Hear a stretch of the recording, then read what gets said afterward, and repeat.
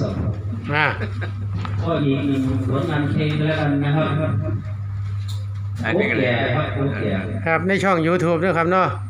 ช่อง YouTube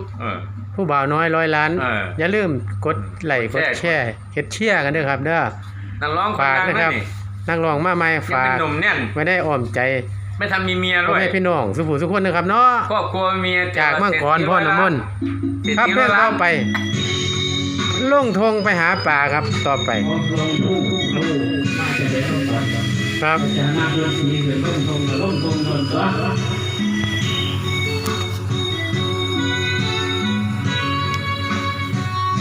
ซึ้งๆช้าๆนะครับครับลงทุ่งป้าตัวนี่กล่องเมื่องามใช่ไหมรอใช่ไหมยาวอัศดงยาวลมทงลมพัดดีไปเก็บผักกาดและผักชีแซ่บอีที่เอามากินกับฝนกูอยู่ให้ไปนะคิดว่าเดี๋ยวพอเดือนสินี่นะมาเนี่ยนะที่มาคืนก็มีผักชีผักกาดผักบัวแต่ก่อนแต่หลังเฮานั่งไปเก็บผักบัวก็คิดหาเรื่องแนวสวงเอามาหัวให้นักสมองแต่ไปวันมาก็ได้อยากไปลงน้องไปซื้อเอาปลาใส่คอเอามาก็ได้ต้มปุนไปว่าสนคำคนเขาสิว่ากับขี้เหล้าหรือขี้ยาอย่าเอาออกมามันบ่เป็นความจริงสาวสมน้อยเดินใส่ไปยังบ่สนสิเป็นเงินยังน้อยใจบดเข้ามาลุกยินโลกไปเปลี่ยนจังได้เราขาวน้อยจะขวดนอกมุงกะหากับพริกขี้หนูสมพักตัวมาขับแทนอนี่หลังต้นทงก็ได้โกงของไทยมากินคิดอยากสิกินแทนดิน300พอผู้เฒ่าเกินว่า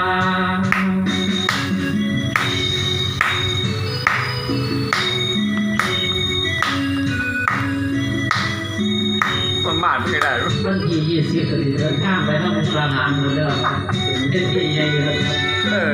ตัวจะได้สอบไหมครับอย่างนั้นหลงเสียงเดี๋ยวอย่างจำหน้าไว้ครับผมติดตามไปชมครับติดตามมังกรพ่อน้ำมนต์ตลอดช่องผู้บ่าวน้อย100 ล้านช่องผู้บ่าวน้อย100 ล้าน YouTubeอย่าลืมกดไลค์กดแชร์ครับกดไลค์กดแชร์ด้วยครับเด้อยาวอัศดงยาวลมทงลมพัดดี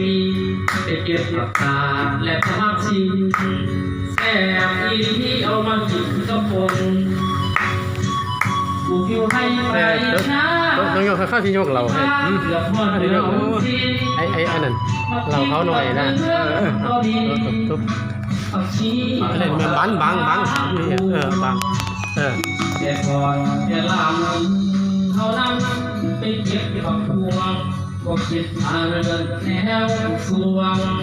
เอามามัวให้นักสมองเรียกไปวันมาก็ได้อยากไปลุงน้องไปซื้อเอาปลาใส่คอเอามาก็ได้ลงจนไปก็สนคำคนเขาสิว่ากับขี้เหล้าหรือขี้ยาจะเอาออกมามันคงเป็นความจริงสาวสมน้อยเดินใส่ไปยังบ่สนที่เป็นเงินยังน้องใจคนเอามาลงกินโลกไปเป็นจังได้เราขาวใหญ่จะขวดนอกดงตากับพริกขี้หนู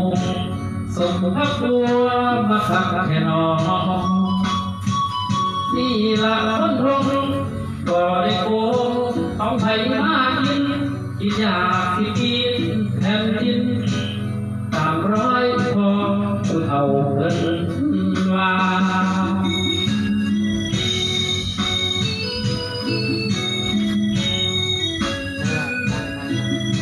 โธ่ลูกรอวะนี่เว้ย